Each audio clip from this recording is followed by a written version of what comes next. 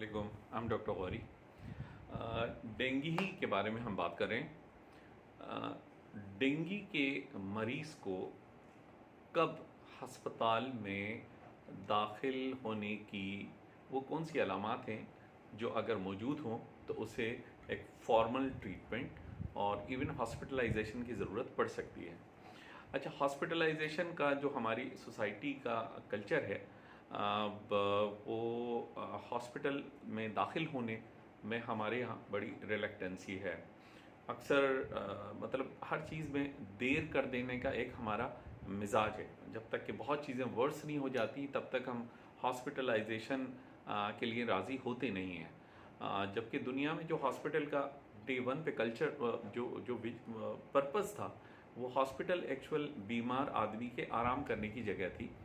अब हॉस्पिटल जो है वो इंतहाई डेडली सीरियस मरीज़ों के रखने की जगह बन चुकी है और अमूमी तौर पर फिर बैड कॉन्सिक्वेंसेस निकलते हैं और फिर अस्पताल का यही इम्प्रेशन आता है कि जी अस्पताल तो बस मरने की जगह बन गई है। या वो वजह क्या बनती है कि मरीज़ को उस स्टेज पर हॉस्पिटल में लाया जाता है जब वो इंतहाई ख़तरनाक कंडीशन में जा चुका होता है। एक आम सा मैं आपको मिसाल के तौर पर दे दूं, हमारे यहाँ घुटने उस वक्त बदलवाने के लिए मरीज़ को हम लेकर जाते हैं जब वो उसके जिगर या गुर्दे वो कमज़ोर हो चुके होते हैं। लिवर ट्रांसप्लांट की अगर हम बात करते हैं तो वो इतना सोचते हैं, इतनी देर करते हैं कि उसके जब गुर्दे कमज़ोर हो चुके होते हैं तब हम लिवर ट्रांसप्लांट करवाने के लिए जो है वो राज़ी हो रहे होते हैं। बाईपास या एंजियोप्लास्टी लकीली हमारे सिंध में तो अब चीज़ें अवेलेबल होने की वजह से ट्रेंड चेंज हो गया, अदरवाइज़ उसके साथ भी यही मामला था कि वो सोचने में इतना वक्त गुजर जाता था कि दिल इतना कमज़ोर हो जाता था कि उसके बाद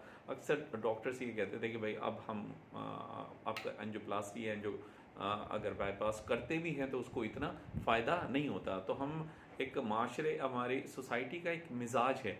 तो मैं यहाँ डेंगू क्योंकि अक्सर अगर वर्स होता है, एकदम अगर ख़राब होता है, ऑल्दो ये बहुत कम होता है और 1000 में से 10 अफराद या 2-4 अफराद जो है वो आम तौर पर ऐसे वर्स स्टेज में जा रहे होते हैं। लेकिन फिर भी हमें उन अलामात को कम से कम अपने जहन में रखना चाहिए। अगर वो डेंगू के मरीज़ में हमारे किसी करीबी दोस्त या फैमिली मेम्बर में हमें नज़र आए तो फौरी तौर पर कम से कम उस वक्त अगर डॉक्टर कहे कि भाई आप एडमिट हो जाएं तो हमें मान लेना चाहिए। उसमें ये कि शदीद पेट का दर्द, उल्टियाँ और कोई गैस्ट्राइटिस या गैस्ट्रोएंटेराइटिस, लूज़ मोशन होने की सूरत में कहीं से आपको ब्लीड हो जाए, नेज़ल ब्लीड हो जाए, पेट से कहीं खून आना, खून की कोई उल्टी हो जाना, के हो जाना, या बहुत ज़्यादा सांस का घुटना, लेटने में सांस का होना या चलने में सांस का होना, ये बुनियादी तौर पर वो अलामात हैं जिनकी मौजूदगी में हमें देर नहीं करनी चाहिए।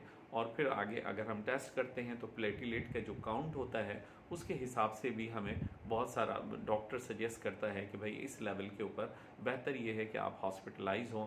अब लोगों के ख्याल में यही है कि भाई डेंगू वायरल फीवर है, वायरल का कोई एज सच कोई जो है जिस तरह से बैक्टीरिया होता है तो उसके लिए हमें एंटीबायोटिक्स दे दी जाती हैं, but there is no anti viral straight away कोई ड्रग नहीं है। लेकिन आप ये देखें कि जब इंसान वीक होता है, वायरस अफेक्टेड होता है, तो वो जनरली वीक हो जाता है और उसको सेकेंडरी इन्फेक्शंस होने के, और डेंगू में तो आपको पता है कि पानी की इतनी कमी होती है कि वो सारा पानी हमारे ब्लड स्ट्रीम में से निकल कर हमारे पेरिफेरल टिश्यूज़ में चला जाता है।